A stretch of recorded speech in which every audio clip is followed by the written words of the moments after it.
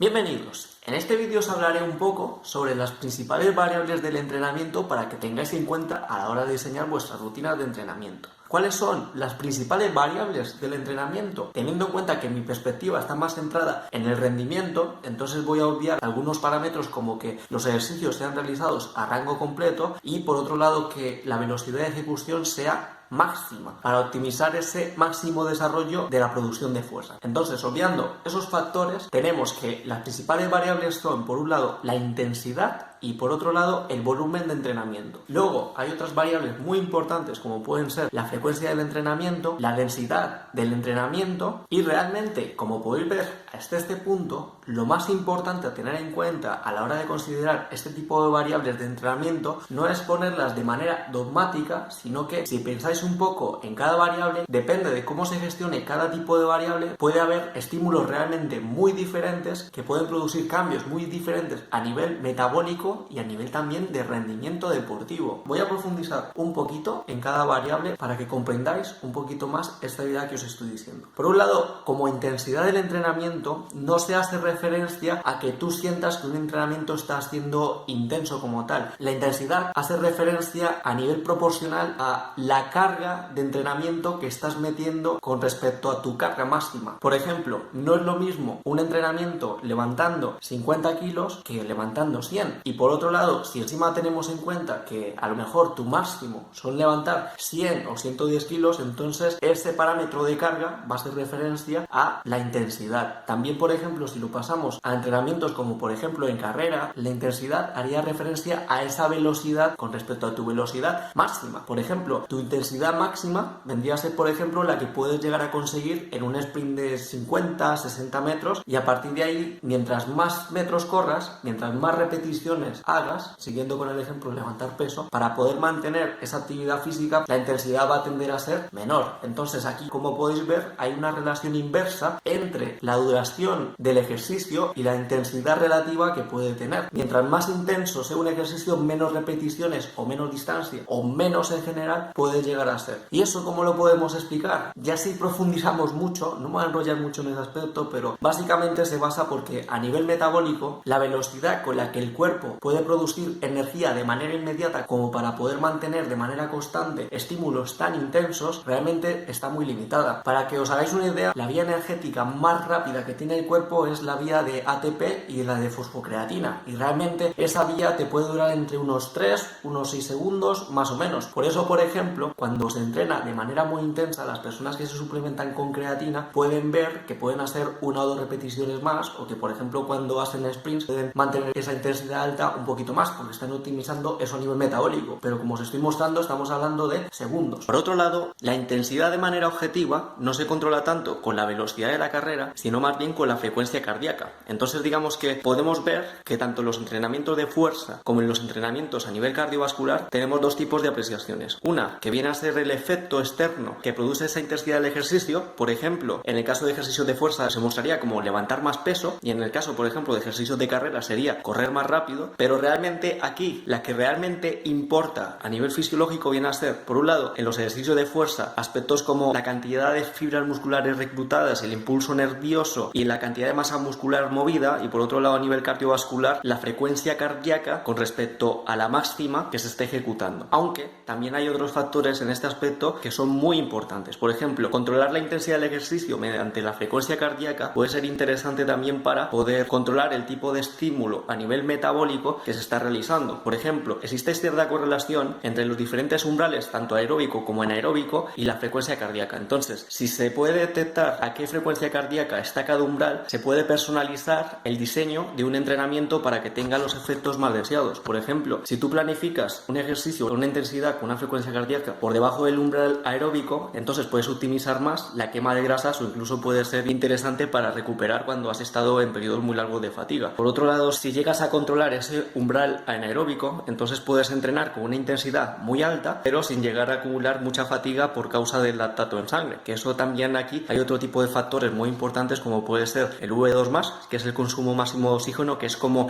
el motor que tenemos en nuestro cuerpo, que es la capacidad que tiene nuestro cuerpo de asimilar el oxígeno. Entonces, mientras más oxígeno pueda asimilar, puede entrenar a una intensidad mucho más alta y de manera mucho más constante. Aquí, por ejemplo, corredores de élite suelen tener este parámetro bastante desarrollado. ¿Y por qué es tan importante la intensidad? Porque básicamente la intensidad es como ese techo que tú tienes y con el que puedes contar. Entonces, si tú mejoras esa capacidad de entrenar con mayor intensidad, levantar mayores pesos, etcétera, entonces vas a facilitar que no solo puedas mejorar, por ejemplo, levantando más peso o corriendo más rápido, sino que luego cuando entrenes a intensidades inferiores te vaya a costar menos. Es por decir, si tú, por ejemplo, te haces una repetición con 100 kilos, pues luego cuando vayas a entrenar con 50 kilos no te va a costar tanto que si, por ejemplo, solo puedes levantar 60 kilos como máximo. Entonces, cuando tú te centras en mejorar esas cargas máximas de entrenamiento, es como si tienes un coche y le metes más caballos al coche. No siempre vas a ir al máximo de lo que el coche puede ir, pero un coche que te tira 300 por hora, llegar así no le va a costar tanto. Entonces, por eso es muy interesante tener esa capacidad de entrenar de manera intensa, o sea, levantar pesos altos, correr más rápido, etc. Por otro lado, la otra variable más importante y que suele ser inversamente proporcional a la intensidad es el volumen de entrenamiento. ¿Y qué es el volumen de entrenamiento? El volumen de entrenamiento es la cantidad total de entrenamiento, que por ejemplo se podría traducir en kilómetros totales recorridos, también se podría traducir en toneladas levantadas en una sesión de entrenamiento o en un periodo de tiempo determinado, por lo que, como podemos ver, la intensidad es una cualidad cualitativa y el volumen es una cualidad cuantitativa. ¿Y por qué digo que es inversamente proporcional? Porque mientras más intenso sea el entrenamiento, como al cuerpo a nivel metabólico le cuesta más mantener esa intensidad, entonces si esta es la curva de intensidad, pues la curva del volumen de entrenamiento que puedes hacer con esa intensidad va a ser inversa, va a bajar. Y también, mientras menos intenso sea el entrenamiento, más volumen de entrenamiento puedes llegar a ser. ¿Y qué cosas interesantes tiene entrenar con un gran volumen de entrenamiento? Si por un lado tenemos en cuenta que cuando entrenas con altas intensidades, las adaptaciones pueden ser principalmente a nivel neuromuscular, digamos que el tipo de adaptaciones más centradas con el volumen de entrenamiento cuando se va aumentando son más de tipo metabólico o incluso a nivel estructural. Y aquí es donde tenemos, por ejemplo, mejoras como la hipertrofia, mejoras como puede ser aumentar también la resistencia al aumentar los depósitos de glucógeno y al optimizar esas mitocondrias que pueden estar en los músculos que pueden obtener energía de manera más sencilla. Entonces, como podéis ver, realmente el cuerpo se va a adaptar al tipo de estímulo que le vas a meter. Por otro lado, cuando metemos el factor de frecuencia de entrenamiento, hay varias cosas que hay que tener en cuenta. La frecuencia de entrenamiento hace referencia a cuántas veces o cuántas sesiones de entrenamiento vas a tener de cierto tipo de entrenamiento. Por decir, de manera general, cuando se dice de frecuencia de entrenamiento, cuando se trabajan músculos por separado, pues a lo mejor se trabaja un músculo 1, 2, 3 veces a la semana y eso sería frecuencia 1, frecuencia 2, frecuencia 3, por lo que de manera general la frecuencia hace referencia a cuánto tiempo tiene que pasar para que tú repitas un estímulo similar de entrenamiento o trabajar un tipo de musculatura general, porque por ejemplo si entrenas full body, pues obviamente si entrenas todos los días la frecuencia de entrenamiento está siendo diaria, o por ejemplo tú puedes entrenar 2 veces a la semana sprint sin necesidad de que la frecuencia solo haga referencia a que trabajes que ese pecho, que ese espalda, que ese pierna, etcétera. Se puede englobar de una manera más generalizada. ¿Qué cosas hay que tener en cuenta la frecuencia? Yo realmente la frecuencia veo que tiene dos cosas muy importantes. Por un lado, creo que es muy importante a nivel de aumentar el rendimiento. ¿Por qué? Cuando metes estímulos al cuerpo de manera frecuente, a nivel neuromuscular puede mecanizar más los movimientos y puede hacerlos de manera más simple, más automática y, por ejemplo, a nivel de sincronización muscular puedes levantar más peso, puedes hacer una técnica de carrera de manera mucho más ergonómica, también puedes correr más rápido. Entonces, a nivel de rendimiento, la frecuencia de entrenamiento yo lo veo como algo importantísimo.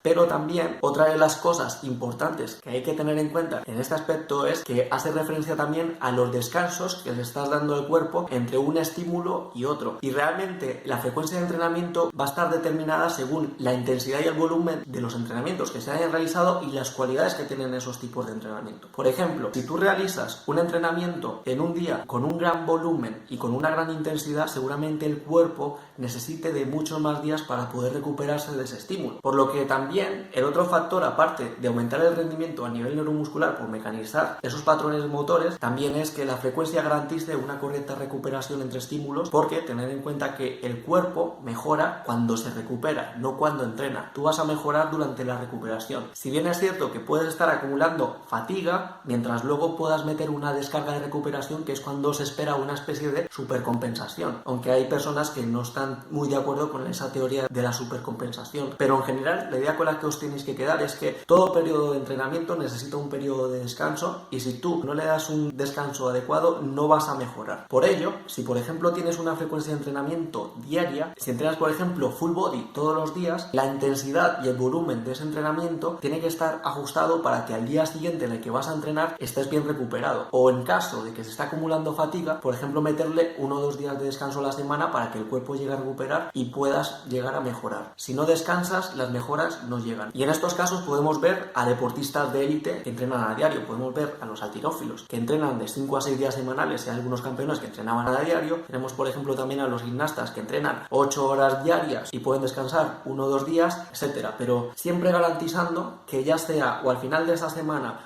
o al final de ese mesociclo de entrenamiento, dure lo que dure, si dura un mes, si dura 2 semanas, siempre que después de ese periodo de fatiga haya un momento de descarga para que el cuerpo se pueda recuperar y que pueda llegar a mejorar de verdad. Por otro lado, otra variable muy interesante es la densidad del entrenamiento. ¿Y qué es la densidad del entrenamiento? Es el periodo de tiempo que pasa entre un estímulo de entrenamiento y otro, que para que me entendáis, viene a ser el tiempo que pasa entre series de cada ejercicio o entre series de diferentes tipos de ejercicios. ¿Y por qué esta variable es muy importante?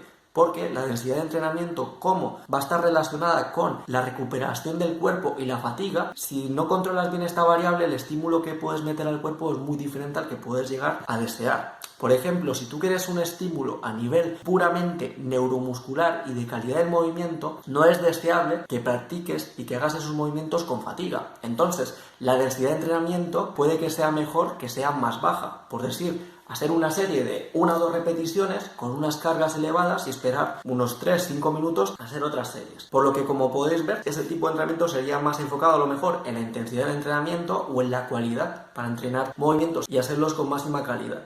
Luego, si por ejemplo el mismo movimiento lo metes con una gran densidad y a lo mejor haces las 2 series con esa intensidad descansando solo 1 minuto, entonces estás haciendo que el cuerpo trabaje con fatiga, por lo que el cuerpo se va a adaptar específicamente a trabajar con esa fatiga. Y como estás entrenando con fatiga, es de esperar que no puedas entrenar con la misma intensidad con la que has entrenado cuando has tenido más descanso. Y aquí, en este aspecto, para que me entendáis qué es a lo que se podría hacer referencia, por ejemplo, si tú dejas densidades de entrenamiento muy cortas, como las intensidades de entrenamiento que vas a poder utilizar son muy bajas, es probable que no puedas llegar a trabajar de manera específica la fuerza máxima, sino que a lo mejor te pases a entrenar aspectos como la fuerza resistencia. Y también, si deseáis entrenar hipertrofia, como esas intensidades de entrenamiento relativas pueden que sean demasiado bajas, puede que no se llegue a estimular correctamente la hipertrofia, porque digamos que los factores importantes a la hora de desarrollar la hipertrofia, o sea, ganar masa muscular, es tener un correcto estrés metabólico, una correcta tensión mecánica y que eso produzca un daño a nivel muscular que luego al reparar, que esa mejora para que el músculo se vaya desarrollando. Entonces, si no tenemos tensión mecánica por meter demasiado estrés metabólico, el estímulo a la hora de ganar masa muscular puede que no sea el más adecuado. Pero como ya os he dicho, todo esto es entrenable. Tú puedes entrenar al cuerpo para que pueda entrenar de manera más o menos intensa con más o menos fatiga. Por ello, no me atrevo a decir, no, es que tú tienes que hacer entre series y tienes que descansar 30 segundos, 1 minuto y medio, 2,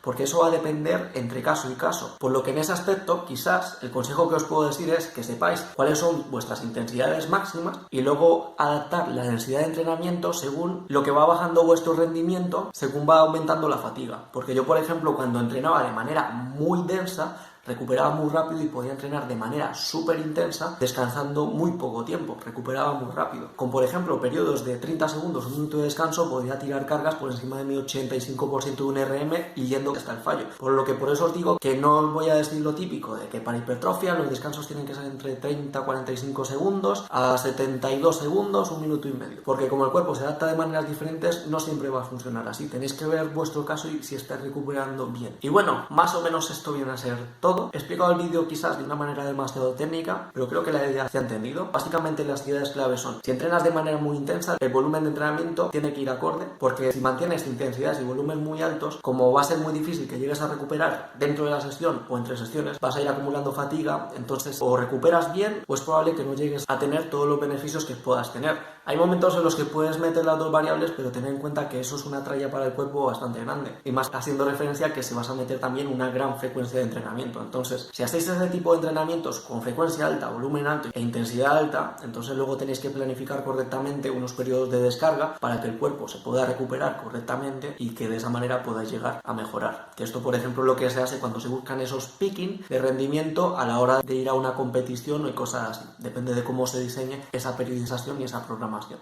Esto viene a ser todo. Un saludo. Hasta otra.